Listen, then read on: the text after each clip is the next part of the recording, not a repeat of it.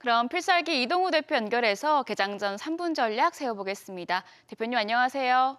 네, 안녕하세요.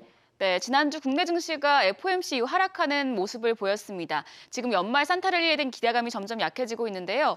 대표님께서는 이번 주 증시 흐름 어떻게 예상하시나요? 네, 지난주 예고했던 대로 FMC 이전에는 상승세를 좀 보이더니 결국 회담 이후에 차익 실현 부담과 실망감으로 하락한 증시가 이번 주엔 추가 악재와 이벤트가 좀 크지 않은 상태라서 재차 기술적 반등과 안정세가 좀 예상이 되는데요. 지난주 FMC 회의에서 빅스텝을 단행을 하긴 했지만 역시나 금리 인상 목표치에 5.1%라는 목표치에 포커스가 맞춰지면서 긴축 기조 지속에 대한 부담감으로 시장은 하락을 했고 글로벌 중앙은행들도 긴축 경계감이 커지면서 내년 시장 침체에 대한 분위기가 커졌습니다. 다만 미국과 중국의 소매 판매가 시장 예상치보다 하회를 하면서 글로벌 경기 침체 우려가 커지긴 했지만 반대로 소매 판매가 좋았어도 금리 인상 속도 조절 필요성이 반감되었을 수 있다라는 생각들이 들기 때문에 추가로 시장에는 부담으로 작용하지 않을 듯합니다. 실제 실물 경기 지표인 12월 제조업과 서비스업 PMI가 31개월 만에 최저치에 해당이 되고 전월치보다 하회를 하면서 위축되는 모습을 이어갔지만 그로 인해 추가로 금리 인상 속도 조절로는 더욱 필요해졌음을 보여줬습니다. 그리고 그게 인정이 된 셈이니 산타랠리에 대한 기대감은 어느 정도 사라졌다고는 하지만 시장 박스권을 크게 벗어나진 않을 것으로 생각하시고 접근하시면 좋을 것 같습니다.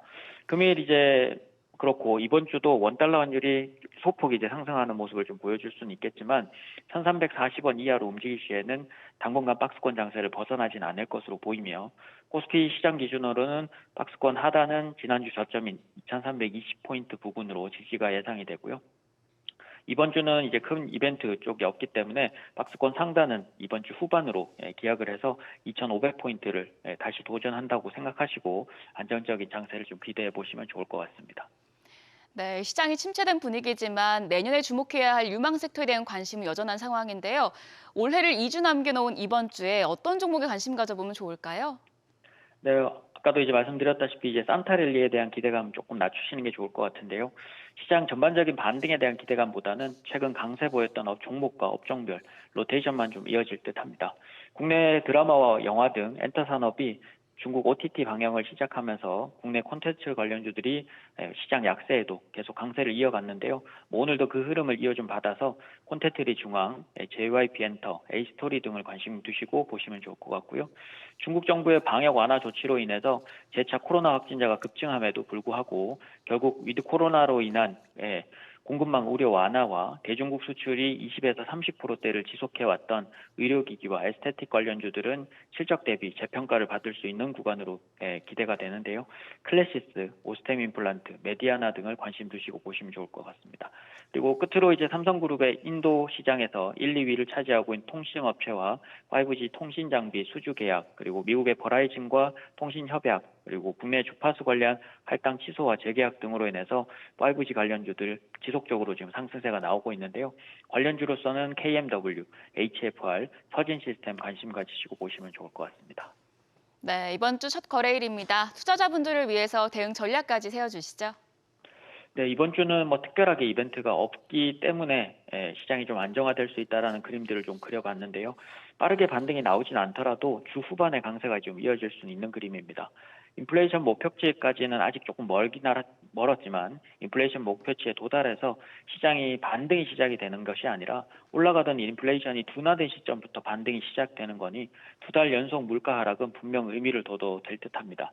또한 내년 경기 침체 우려도 이미 주식시장에서는 어느 정도 선반영되고 있는 상황이라서 실물 지표가 추가로 나쁘게 나와도 시장 하락을 더 부추기기보다는 시장을 달래거나 반등 속도 조절을 지속적으로 만들 것으로 보입니다. 그리고 긍정적인 부분은 이제 중국 내 위드 코로나 가능성으로 인해서 가장 문제시되었던 공급망 우려 완화와 중국의 소비가 살아난다는 점에서 시장 하락에 대한 제한도 확실해질 것으로 보여서 저점 매수, 고점 매도를 반복 매매한다는 생각으로 시장을 접근하시면 좋을 것 같은데요. 뭐 일단은 소비 회복주, 미디어 엔터, 헬스케어나 바이오 제약주들이 이벤트도 있고 어쨌든 소비가 조금 늘어난다는 측면에서 단기적으로 좀 보시고요. 업종으로는 이제 5G 관련주와 IT 장비, 2차 전지 포함 자동차 장비주들이 최근 약세에서 계속 시장과 함께 내렸던 터라서 시장이 안정화된 모습 속에서는 박스권 하단 속에서 자동차 장비주나 IT 장비주들을 재차 관심 가지시면 좋을 것 같습니다. 네, 말씀 잘 들었습니다. 필살기 이동우 대표였습니다. 지금까지 개장 전 3분 전략 세워봤습니다.